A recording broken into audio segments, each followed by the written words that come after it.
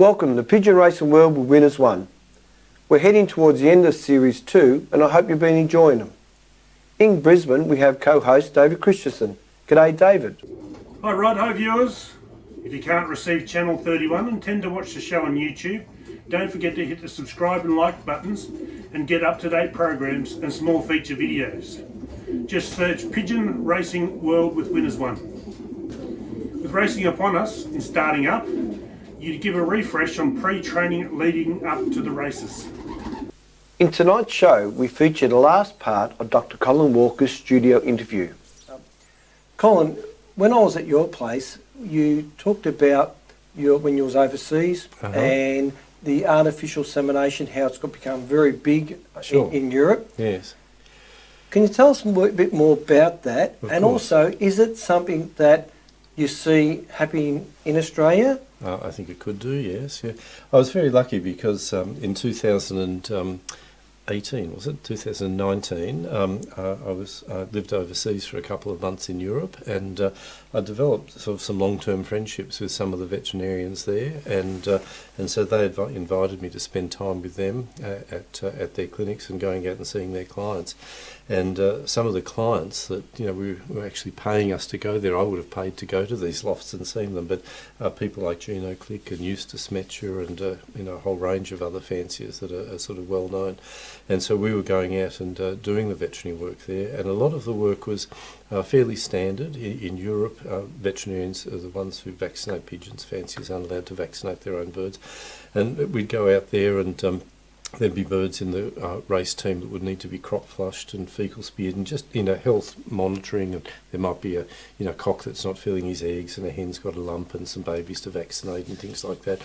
But apart from all of those basic veterinary things, there's a whole range of other things that veterinarians can do for their clients over there, and they range from parentage testing to make sure that some of these higher valued babies are in fact bred off the champion that they're meant to be bred off, screening for various genetic markers that might be associated with performance, and also artificial insemination. And I was lucky enough to have dinner one night with Gabby Van Denneville, and he explained how the veterinarian, one of the vets I was actually working with, Pascal Lano, had done a lot of his work, and Pascal's clinic unbelievably busy, finishing consulting at night at 11 o'clock or so. But with Pascal, a lot of his work was with artificial insemination. So what would happen is that you'd have the cock that you wanted lots and lots of babies from, and you would pick the hens that you wanted to mate him to, and there might be, say, 10 or 15 of those. And the limiting factor, of course, is if you mate that cock to that hen, then the eggs are produced. You have to then line up feeders, and they might be earlier or later or whatever.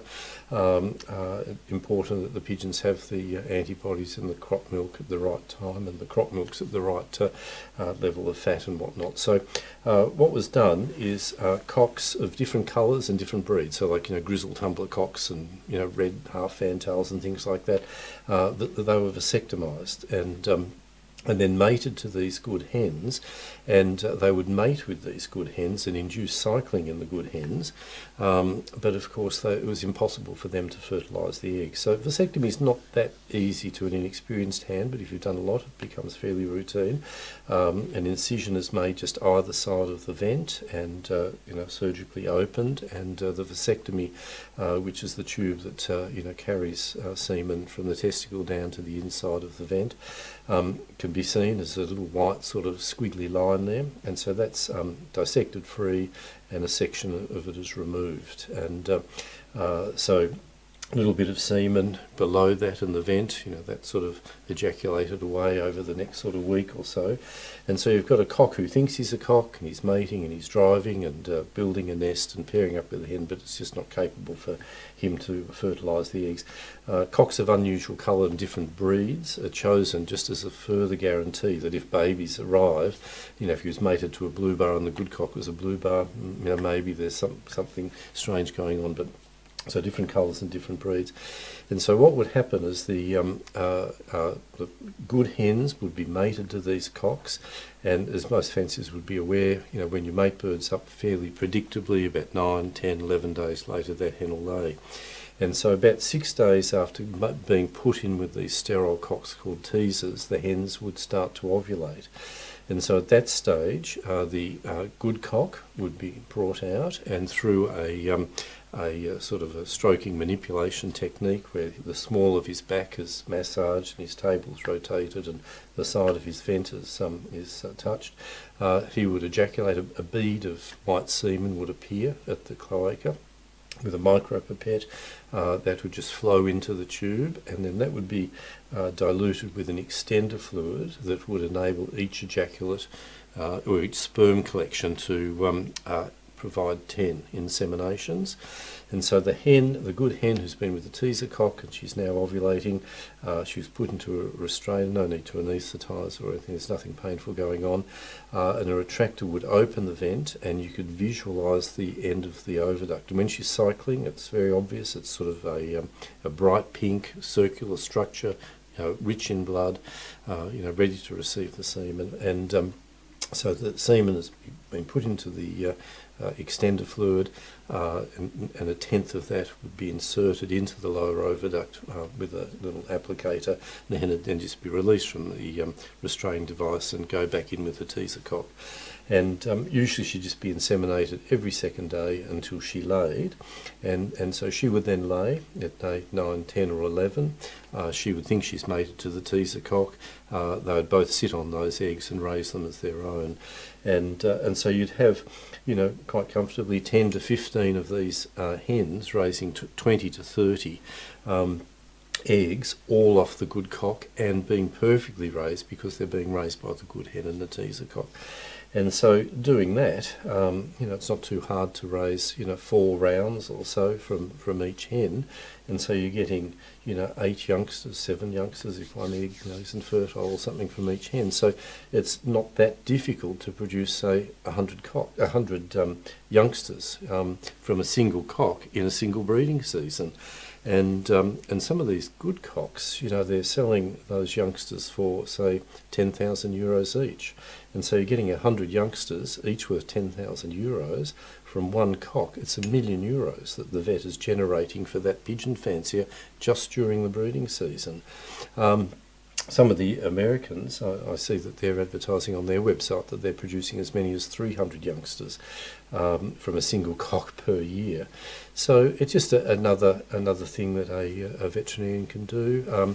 It's a practice thing. It's not technically difficult. A little bit of skill in vasectomising the cock. There's a technique to learn in artificially ejaculating the cock, and a little bit of practice. You need to be shown how to inseminate the hen. And obviously, you need to know how to manage pigeons and care for them and that during breeding. But yeah, so quite an established practice. So the vet in that time would have to go almost every day to that loft. Yes, indeed. But talking significant money, €1 million is a lot. And what amazed me with Pascal is.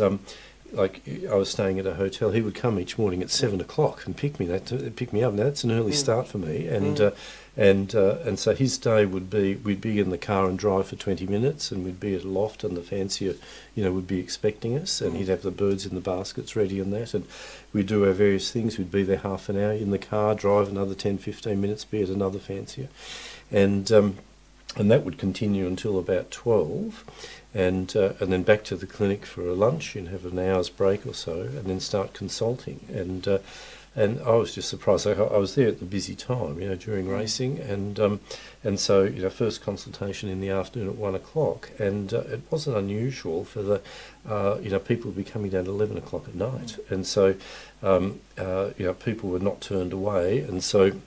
You might be starting at 1 o'clock and you were booked through until 5 in the afternoon, say, and then the next person would ring. So by the time you got to say 4, you were now booked till 7, and then there'd be more people coming, and like getting quite late. And so presumably fanciers are getting home from work and maybe even, sleeping for an hour and then getting up and going down to see the vet. But the work was very standard, what we would regard as very standard. So it was a clinical assessment of the birds, microscopic examination of a crop flush, a fecal smear, the PCRs that we have available here for chlamydia, mycoplasma, PMV, all of those are available. One thing that's perhaps used more here that not so much there is just drawing blood for a complete profile, biochemistry, haematology. A complete blood profile here in Australia costs the vet about $120, $130. So you've got a series of organ function tests, all your various metabolites, and then red and white blood cell counts. So I guess we do that, particularly when birds don't seem to be responding to normal medication or normal sort of training protocols, because really what you're looking at when you're investigating poor race performance is sort of a functional problem and a structural problem. So it's easy to sort of jump to the structural problem where you might put a bird down, do a gross autopsy. Often changes that would compromise race performance are not visible to the naked eye. It has to be very severe to be able to see to the naked eye. And so you're collecting all your tissue samples and sending them away to a histopathologist who's examining them microscopically. But often even that method of diagnosis is fairly coarse, because you need quite a lot of liver damage, for example, to be visible as tissue destruction under the microscope. So that's your structural problem. So you're often looking at functional problems. And so, for example, sort of continuing the liver analogy, the two main parameters we look at there, we mentioned AST earlier, we're trying to evaluate damage to the liver from rotavirus. But there's another one called GLDH, and that's what we call a hepatocellular leakage enzyme. So it leaks out into the circulation from damaged liver cells. In pigeons, that should be just 1 or 2 in the units that we use. Pigeons, which say have a salmonella hepatitis or a rotavirus hepatitis, that can be 60, 70, 80, things like that. But often you'll find race birds who are just a little bit run down, being forced to exercise beyond their fitness capability, not getting the calories they need for the energy that's being required of them, and the system's generally under stress. That'll be sort of 4 or 5. And so you can go back to the client and say, look, there's an issue here with that, which by itself may not be significant, but then you look at the other changes there. So you might find the total protein's a little bit low, some of the white blood cells are a little bit low, the total red blood cell count might be a bit high because the bone marrow is overreacting in response to being forced beyond a fitness range. And so you can sort of pull it all together, but you wouldn't see those changes on a tissue thing. So you run your blood profile and look at all of that and see. And so then if there's nothing particularly there, well, then you can go to histopathology. There were some blood profiles being run, but we probably go to that step a little bit earlier here because it's not invasive. Pigeons are quite amazing because it's actually possible to remove 10% of a pigeon's circulating blood volume 10 times in 24 hours. So he can take all his blood out in 24 hours, and he can push out more blood and make adjustments to tissue fluids and that to cope with that. So we only need, you can very safely take out about 10% of your circulation as a single draw, which is about 4 mils of a racing pigeon. But you only need about 1/4 of a mil to run all the tests you need. Right. So he doesn't notice that, and he's made that blood by the time the consultation's finished. But you get so much information, non-invasive, not killing a pigeon, get a lot of information. It's the cost that sort of turns away a little bit. You can't do it sort of every week. So we did that more, but otherwise it was fairly standard. One thing I did find is that it's always difficult to interpret tests as well. So if you get birds that look normal, come back, which is say positive on a chlamydia test, what does that mean? Are they carriers? Have they had the disease? Are they recovering? So you're trying to sort of determine whether that might account for the current loss of form, whether there's a need for medication currently. So running those blood profiles very quickly tells you whether that infection's active. For example, like with chlamydia, you'd find your liver values are very high and your total white cell count's very high. And there might be other changes as well. So it sort of gives you more information to advise accurately. But the work, you know, an average Australian avian veterinarian would go there and find it very straightforward and be able to work. But I found it a very stimulating environment, and we had some time with Hemp de Wert at his practice, and he had 5 consultation rooms going all the time, and 2 seeing small animals, 3 seeing pigeon people, all 3 vets, 3 different rooms seeing pigeon guys, and one day there, you know, we walked out, and Hank said to me, "Oh, you might have heard this guy's relative." He said everyone used to call him de Clack, and I thought, really, you know? And I said, "I race your pigeons, you know, brother's pigeons in Australia," you know? And so you get to, you know, and of course you are meeting these people, and you know, some of the fanciers, you sort of pick up their pigeons. You know, they're very experienced, semi-professional type flyers. And, you know, at Pascal's and at Hank's as well, they're being checked every few weeks, and you pick them up and you think, oh God, this pigeon's to die for, you know, and they're actually paying you to do this work. So it was a, you know, good experience. We'll be back with more Pigeon Racing World Winners 1 after this break.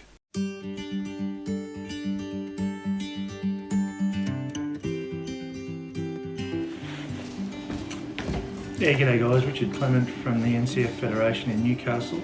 Flying partnership with my father Malcolm up here, and just wanted to comment today on a product that we've been using over the last couple of seasons called Protein Plus, which we sourced from Winners1 in Victoria. Protein Plus is a product that we started using in our stock loft as a trial product a couple of years ago. We were interested in how we could ensure that when our youngsters had those last few days in the nest before they went into the race loft, and as they went into the race loft didn't lose any body in condition. And we found that the product was particularly helpful with that, and we were very happy with our first trials. We used it then a little bit more in the stock loft and found that over time our pigeons, particularly as they went into the 3rd and 4th round of breeding, weren't losing body and were still in really good condition at the end of the breeding season. So that was really a positive for us in the first year. Last year we used it in the race loft for the first time. We found it to be a really good product to help put condition back onto the birds and to help the birds build back up a little bit quicker than what they probably previously would have, without having to change their feed base too much, particularly early in the week. We've had a pretty successful couple of years up here, winning multiple club and combine and federation averages, and last year particularly was a record-breaking year for us, and we put some of that success down to the fact that we've been able to use this product consistently now, and we'd have no hesitation in recommending it for other flyers who want to try and aid that recovery period, particularly after a hard race or a hard toss.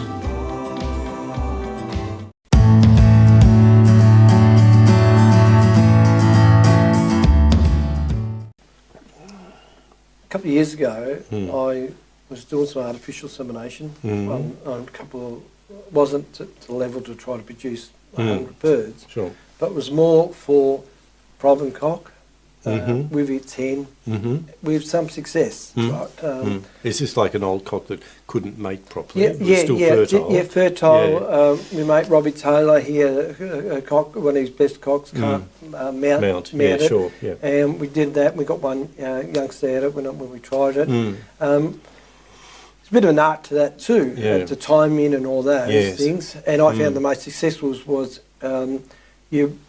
you try to get it right, as you said, every day, but you was pretty right after its latest first egg because you're going to catch it for the second. But do you see, because veterinarians here are very expensive, the normal cat and dog vets wouldn't know how to even hold a pigeon, most of them, and we haven't got the specialists like your I'd say we're a dying breed. You're not retired, but you're sort of retired from the clinic anyway. Yes, okay. Yeah. And you probably get more calls now than you ever got. We haven't got many top avian vets, and the ones we have either don't do it or the normal cat and dog vet doesn't do it, right? So can you see a way that Australian or flyers from around the world, because the show does go to around the world, can you see a way that they can learn, buy the equipment, I know the semen extender what I had to get from the US. Mhm. I couldn't get from here. Mm. Do you think that there's a way that they could become familiar, like we do a lot of things, to start doing it, or is it just beyond most people's ability? No, I don't think it's beyond most people's ability. I'm not sure just how that would all work, because you would need to, have an understanding of sort of medical procedures. Like you're going to do a vasectomy, you need to anaesthetise that bird, and it needs to be done in a sterile fashion. It needs to be done correctly. There may be a number of sort of animal welfare issues there.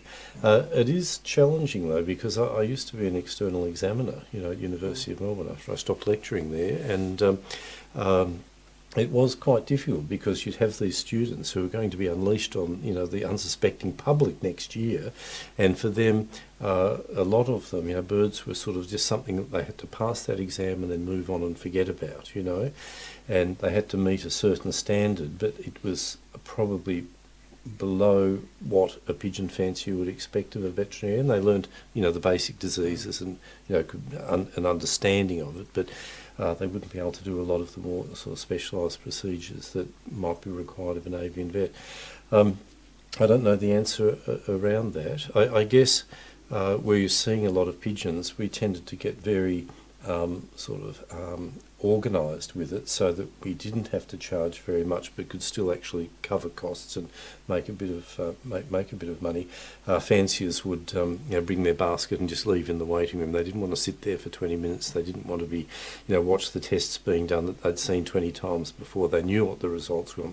They didn't need a consultation to have them explained, and we used to just, do all those, there may be 10 or 12 or something on a Monday morning, and we'd do those tests, take the birds in the car park, let them go. The clinic was fairly centrally located in the VHA, and the fanciers, more recently, we had a form that we just fill in and just email it to them, all clear, or, low-level coccidia, 2 days baycox or something like that.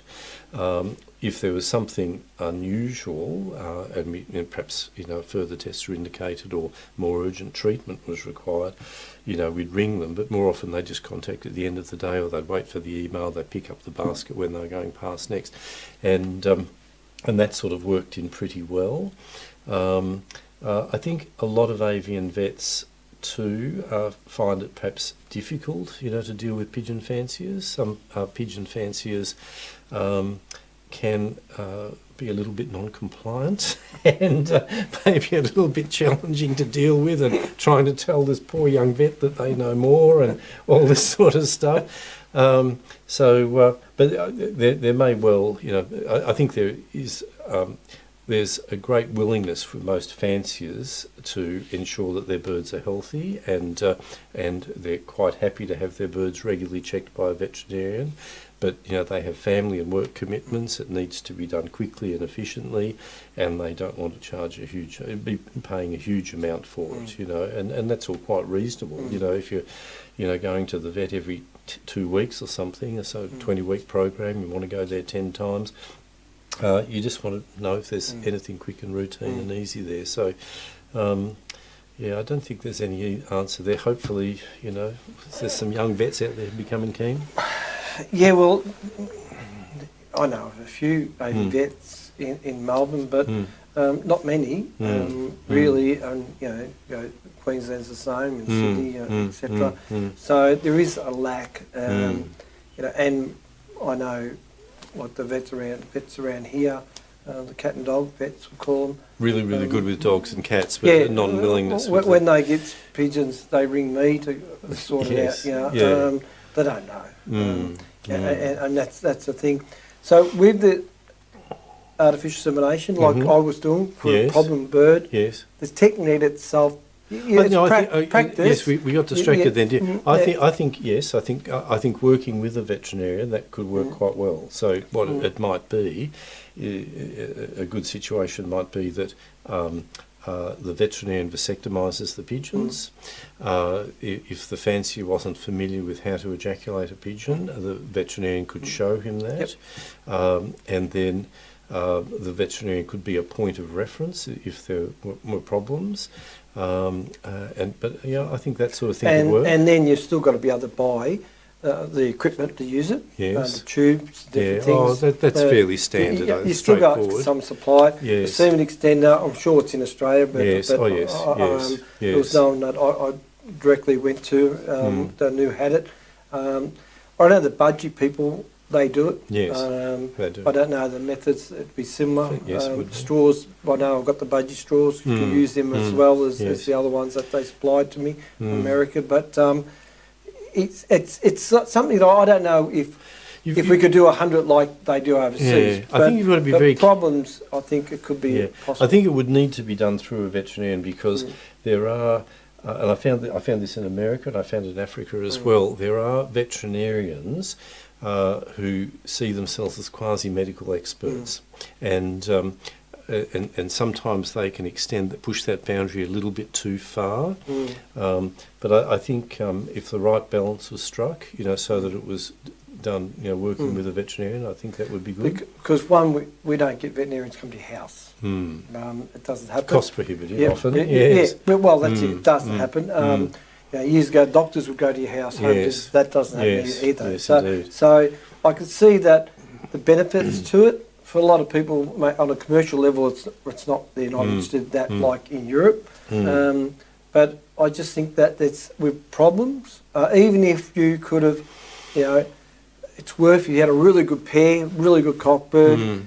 Even if I don't know if even vets now in Melbourne can do it, but if you could even take it to the birds to them, the hen and the cock, and say do that, that would be still an advantage than not. But I don't know if any can do it now in Melbourne. I think there are. I can think of one or two who might be interested. They tend to be sort of younger veterinarians who just finished their sort of postgraduate qualifications. I think a lot of veterinarians just don't know their way around the industry. They don't know how it works. Maybe that's another thing to add onto our VRPB list. Sort of encourage new veterinarians to become involved. Well, I'm just going to put pressure on your son now. Just get his own clinic. Concentrate on the pigeons, and we can all go visit. Throw him in at the deep end. Yes. So yes. Just get Dad to come around every so often. Yes, indeed. All right. We'll be back after a short break with Starting Up. Then we'll continue with the studio interview of Dr. Colin Walker.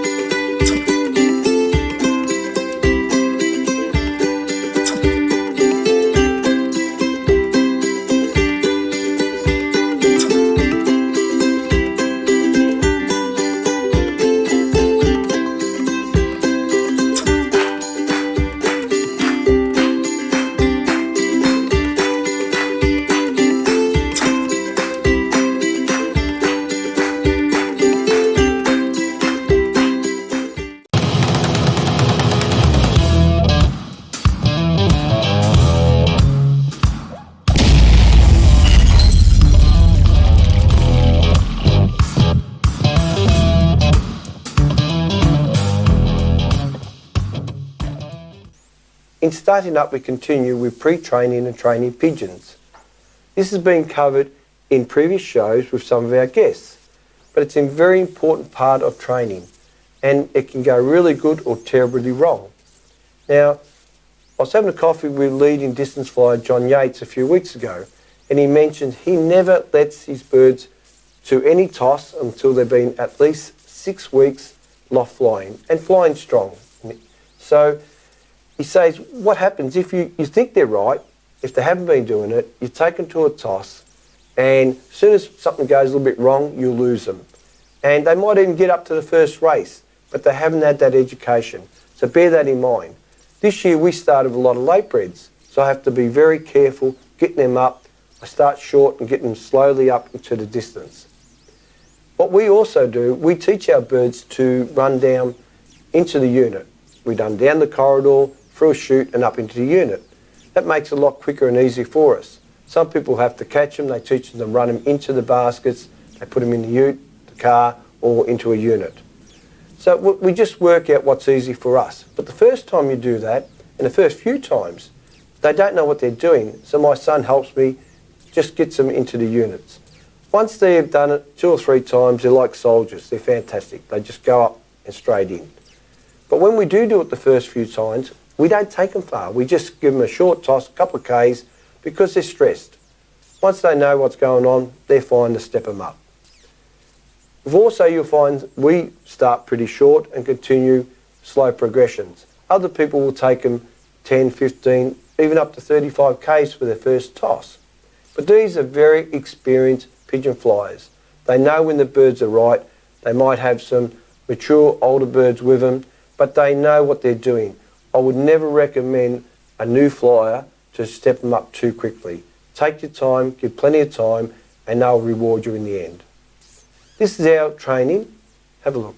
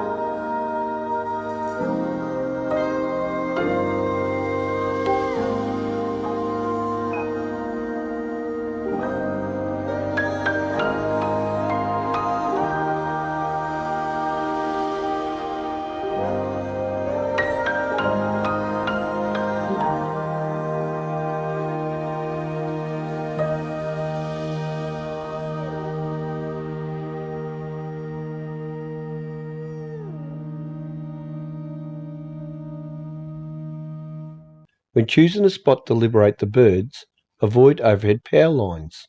Also, give the pigeons a bit of a break before letting them go.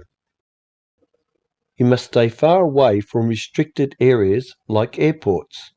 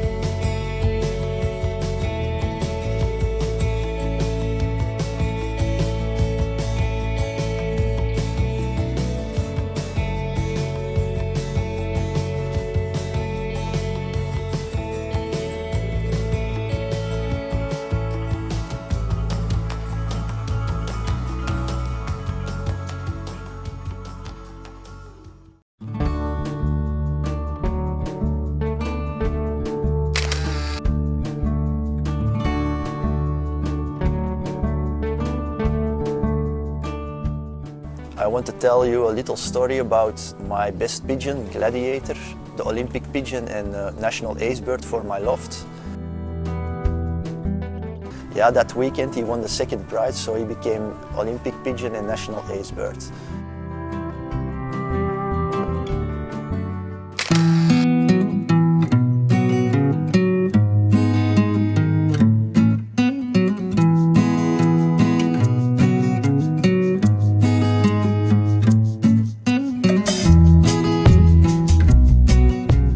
In the year 2000 I bought a pigeon voicer in the club here from Jules Sampermans, and this was the papa of Tiesto that I bought there. Also we raised this pigeon that we bought as voicer, and he won 2 times the first prize on Bourse. Then we bring him to the breeding loft and he bred us famous pigeon Tiesto.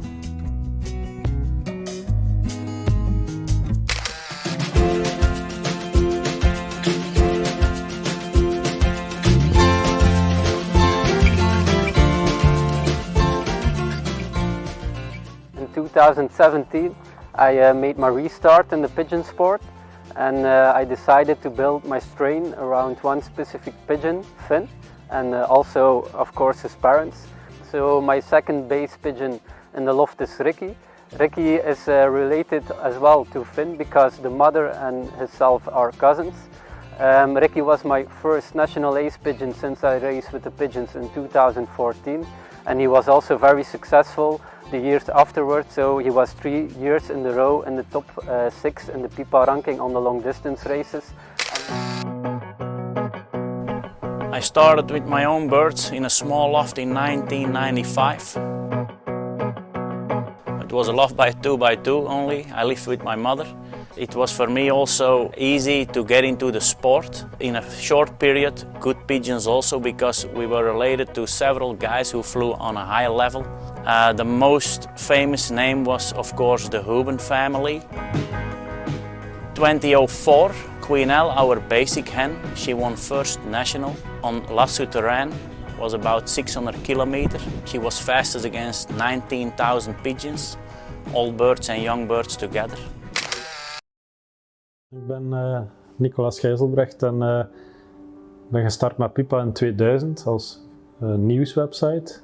En in 2008 ben ik dan begonnen in het klein met PIPA Elite Center. Dat was met een koppeltje duiven en die dat één koppeltje zijn dan meerdere koppels geworden. En in de loop van de jaren zijn we zo wel geëvolueerd.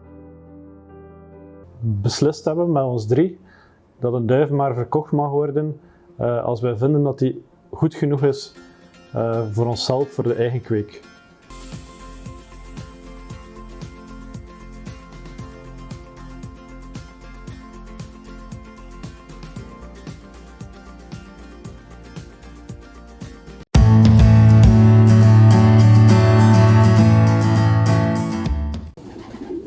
Colin, in recent programs you've covered the various pigeon vaccines. Occasionally you'll hear it come up, if we never vaccinated for pox, then the birds will never get it. Okay. Look, I think it's very hard these days to ascertain just how common, wild pox strains are. We see pox occasionally in magpies, in canaries. I think if no one vaccinated, the incidence of breakouts of vaccine strains of pigeon pox would obviously virtually reduced. But I think the wild pox is always going to be there and has the potential to flare up in a race team, and if it does occur in a race team, it virtually writes off that season, the wild strain does. But quite apart from writing off that season, it has a mortality rate associated with it, the wild pox, and a life compromising thing. What happens with pox is when it needs a break in the skin or mucous membrane to get into the body, so typically spread by fighting, but it can be spread by mites and flies and things like that, and you get an unusual form of the disease called a bacillioma, where you get a sort of scabby red lump, in the skin. But either way, it gets into the body. When it's initially in the body, you get a primary viremia, and the virus then replicates in the liver. Get a secondary viremia where the virus is in the blood again, and then it localises in the chest, and get a mild viral bronchopneumonia, and then that's about 10 days down the track, and then you're getting a little scab, appear at the inoculation site, and that sits there for up to 6 weeks, drops off, and the birds are immune for life.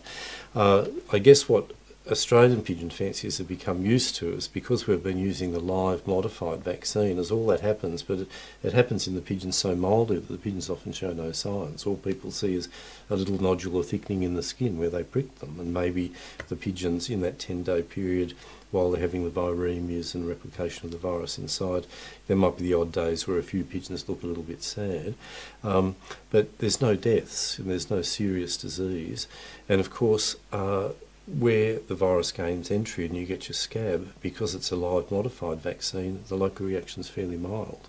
But in the wild type, you get significant, large scabs, significant soft tissue deformity, and we have beaks falling off and eyelids falling off and toes falling off and things like that. So I guess it all depends just what sort of risk people want to take. Pox vaccine, it's remarkably cheap, it's very safe, it's easy to fit in with other sort of health management protocols, unless people were guaranteeing that no one was vaccinating and there was good evidence that the wild pox was so rare that the risk would be worth taking. It's probably safer to vaccinate, I think.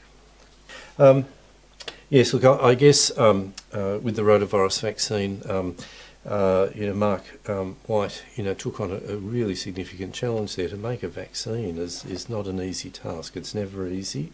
What you've got to remember is that there's been no vaccination made for rotavirus in birds ever before anywhere in the world. So this is a first.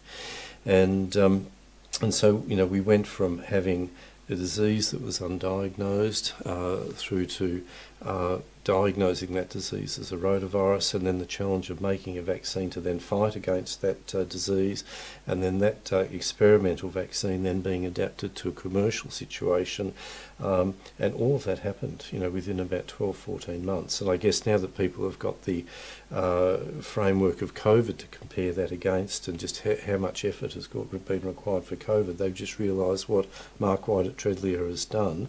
The thing is that even though that vaccine is not 100% effective at blocking clinical disease, neither the COVID vaccine. It stimulates the development of a significant amount of immunity that is enough to significantly reduce in severity the disease. And of course the other thing that was really interesting for us, and this is what I spoke about at the International Veterinary Conference in China just 3 weeks ago. What we did is there was sort of anecdotal evidence that some pigeons that had the disease rotavirus, when they recovered and appeared normal, that there may be some persistent internal damage that subsequently compromised some of those birds' subsequent race performance. And so we thought, well, how do we find that out? And there's no simple way to do that, but we thought, well, look, what we need is just some pigeons that have been vaccinated, some pigeons that haven't been vaccinated, and then we expose them to, or they would expose themselves to rotavirus just naturally, and we'd then draw blood, run complete biochemistry and haematology through and compare the differences. And so as it turned out, we had 2 fanciers who lived near me who both had vaccinated their birds, and then their birds developed vomiting and diarrhoea, and we thought, well, is that rotavirus or not? So we got some droppings tested at AgriBio. Rotavirus PCR was positive, and so we went and drew blood from 4 of those birds, 2 from each of the lofts that had been vaccinated. And around the same time we had another loft that hadn't vaccinated, and their birds started vomiting, have diarrhoea as well. We did the same thing, got some droppings, confirmed that it was rotavirus, and we ran blood profiles on 2 of those birds. So 6 isn't very many birds to test, but the tests aren't cheap, and I was actually paying for it myself. So because I really just wanted to know, and it was really interesting because there were subtle changes in all of the profiles. We did 25 parameters, various organ function tests and red and white blood cell counts, and but the significant difference was in one particular enzyme, a thing called AST. And so AST is an enzyme that's released into the circulation when the cells that it's normally found in are ruptured through inflammation. And AST is found in liver cells and bowel cells. And so we waited until about a month after the birds had recovered from their rotavirus infection. The birds in the vaccinated and the non-vaccinated lofts looked completely normal. They'd had a period where they were down, they're now up flying, and people would normally be happy to toss them. And so we know what ranges this AST in a healthy bird needs to be.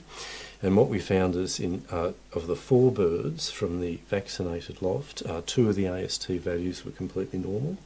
One was sort of right on the upper limit of normal, and one was about a quarter above normal, 25% above maximum normal. In the 2 birds that had come from the unvaccinated loft, one of the values was about 3 times normal, and the other value was like 10 times normal or something. And this is a month after infection when you'd be tossing them. So we found that really interesting. And so quite apart from being able to quantify an antibody response to the vaccine and being suspicious that there were other immune pathways that were helping to protect the birds from rotavirus at the level of the bowel with immunoglobulins and bowel mucus and things like that, this was a sort of a quantifiable way of showing that the birds that hadn't been vaccinated were still suffering from internal damage, even though they looked normal a month after recovery. It would be really nice, and if money was available, to then bleed those birds sequentially. There's a whole lot of work that could be done on PMV and rotavirus as well, but to see how long that persisted for. One interesting thing though too is we did, when rotavirus first came in, and there was a lot of emphasis on figuring out just exactly what it did, we did have, one thing we were doing is monitoring how long after recovery from rotavirus the birds continued to shed the droppings, the virus in their droppings. And so what we were doing is taking swabs from the vent of birds naturally infected and then recovered rotavirus birds. And we found that up to about 8 or 10 weeks after infection, birds continued to shed rotavirus and would contaminate the environment and pass the disease on. But then after that, the number really sort of faded away. And I can't remember exactly what it was, but maybe 2/3 three-quarters, 2 months after infection was shedding it, and then a month down the track, half, and then another month down the track, less and less. But the interesting thing was that there were a few birds that even 6 months later were still shedding, just the 1 or 2%, and we have had birds that 6 months, after recovery from the disease, from teams where we've been investigating poor race performance, they were still positive on their liver PCRs, even though they were negative on their dropping PCRs to rotavirus 6 months after recovery. So those birds had the disease, appeared to become normal, but the rotavirus was still in a small percentage of the bird's liver, smouldering away, causing damage, and potentially being shed. That's quite interesting. The Australian Racing Pigeon Journal has been an interesting educational read since 1993 and still a significant way to keep abreast of the sport of pigeon racing. In each exciting monthly magazine, editor Jeff Howe brings together Australian and international articles. Join pigeon fanciers throughout the world who subscribe and enjoy the Australian Racing Pigeon Journal.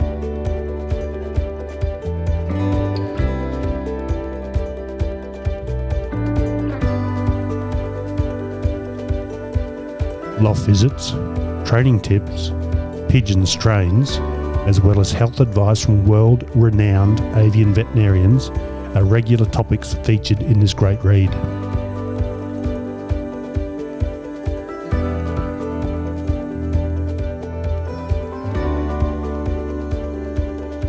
There is nothing better than keeping a quality magazine on the shelf to read anytime.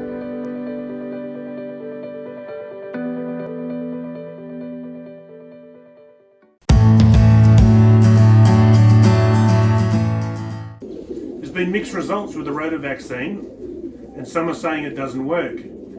Your trials show that it does work, but you're leaning towards 3 doses of 0.5 mils per dose for better protection. Yeah. Look, with the 3 shots, what Mark suggested was a generic, vaccination protocol, and so he suggested 0.3, 2 shots about a month apart, and of course that's quite reasonable. I guess what we want to do, it's not a cheap vaccine to make, we want people to get maximum use out of it. No one really knows, what is the amount of that protein that's in the vaccine the pigeon's immune system is going to need to be exposed to develop a protective immunity. So that's really a starting point, and then you can move from there based on the clinical response to vaccination. So there was anecdotal evidence after a year that a dose of half a mil maybe was more effective than 0.3 of a mil. When we did the pilot study trial on the vaccine, we found that 2 doses of 0.5 mil about a month apart only generated immunity in about 60% of the birds when we were measuring immunity just by looking at antibodies in the blood. Of course, there's other ways as well. And so we were interested to know whether giving a 3rd dose had any significant effect. And what we found is that there were some birds that hadn't had sufficient levels of immunity with 2 shots who did develop sufficient immunity having that 3rd shot. But the rotavirus antibodies are interesting things because they seem a little bit like the PMV antibodies in response to NDV4 in that they're fairly fragile and they don't last as long, so that by the time the birds had their 3rd shot, there were some birds who already earlier on had protective antibody levels whose levels were sort of waning away. But that didn't really match with what was happening clinically, because it seemed that the birds, even though the antibody levels were dropping, they were still protected from the disease anyway. So there's obviously other immune mediators at work. Now we're talking about the Australian rota vaccine which is produced in Australia. Mm-hmm. Last year I didn't race, but I planned to. I gave the 3 shots of 0.5 prior to our first race. Would it be worth, and I don't know, because we don't really know how long those antibodies in all the pigeons are going to stay high enough protected when racing, right? Yes. Is it a risk? Is it worthwhile halfway through the race season giving them another 0.5? I wouldn't at this stage. We just don't know enough to whether that's beneficial or not. And the vaccine, it does seem to take the edge off the birds for a little while, which we don't mind. You know, when racing's weeks or months away, if some of them are a little bit sore, a little bit sad for a day or two, it's quite normal, you know, sort of injecting a foreign protein under the skin. You know, why wouldn't it make some of them feel a bit nauseous and sore? I think before I started recommending that during racing, I'd need to see that there was definite benefit, and whether you could cycle sort of pigeons that I'm not going to race these hens for 2 weeks, I'll give them a shot, and yes, it is protective. I think because the vaccine only confers like 90-95% protection, I think what is more likely to happen is that many of those pigeons do come in contact with rotavirus. I think rota and PMV is ubiquitous in Melbourne. If you don't vaccinate, your birds are going to be exposed. You know, it's just a foolhardy risk. I think what happens is a lot of those birds, because people vaccinate them, you know, 2 or 3 months before racing, they're still under the effects of those vaccine. When the club tosses, club races and early fed races start, and I think those birds are being exposed to wild virus, but I think because they still have reasonable immunity, and I think this happened in my own birds as well, that infection or that exposure to rotavirus is so mild that it almost goes unnoticed. In 2018 I had that, and I had just a few birds a few weeks into the club races just vomit, and I thought, that's a bit funny, and I tested those birds and they were shedding rotavirus, so they'd been exposed, but the infection thereof was so mild that, you know, unless you were really cleaning the drop perches each day and knew the pigeons as individual, it could be overlooked, you know. And so I think probably what's happening is they're having the 2 shots, giving, you know, good amount of immunity, not enough to totally block clinical disease, but enough to then mean that when they are exposed, the symptoms are fairly mild. But that wild type exposure, you know, then I think does seem to stimulate a lot of immunity. I was just going to say, because what we've found is that birds that have then been exposed to rotavirus, the wild virus, and then been through that and recovered, that they are refractory to reinfection, the majority of them all of them for 12 months, and the majority for longer. So I think 2 or 3 shots prior to racing now, and then, you know, they're probably going to be exposed to the virus early in the season, will boost them. Now, I understand this is happening throughout Australia. People don't want to vaccinate, don't want to spend the money, don't want to all the trouble. They're poo-vacking them. They're saving poo from previous years and giving it to them. What's the risk involved in doing that? Well, you can stimulate immunity doing that. You know, rotavirus, like most viruses, survives very well when it's frozen indefinitely, and so you can either store droppings from the year before or store vomited grain, which is probably more palatable for the birds, you know, feed them that grain a year later and give them the disease. But that's not really a vaccination. You're actually giving them the disease at a time that you're able to perhaps tolerate it, you know, not during the race season. And so all those things that we were measuring, like with AST, are going to apply to those birds, I think. And so you've got to accept, you know, more severe clinical disease because the birds have no immunity, and the potential that, or, you know, almost certainty based on those tests that some of the race team are going to be written off as a result of that. But it's a decision people can make, you know. Look, we had no choice once when we didn't have a vaccine. Exactly. And we affected by birds, and because and we tried to control it better by keeping them healthy before we did that. Now there is a choice. Everyone has their own choice what they want to do, but it's not really the ideal. Would you just say? Oh, definitely not. And you know, quite apart from everything else, it's unlawful as well to deliberately deliberately give pathogens to living things and induce disease, knowing that you're doing that. You know, I don't think that's going to be a big stick to deter a lot of pigeon fanciers, but it is unlawful. But I think really, now that we have the vaccine, and the trials have shown that the vaccine does confer significant immunity and a good protection against subsequent internal damage, I think the vaccine's the way to go. Again, Rod, Dr. Colin Walker has been very informative. Thanks for your time, Colin. I hope you enjoyed tonight's show and previous shows with Dr. Colin Walker. In Series 3, Colin will be back in the studio talking more pigeon health. And on that, David, good night. Good night, Rod. Good night, viewers. Good luck, good racing and good returns. You've been watching Pigeon Racing World with Winners1. I'm Rod Simmons. Good night.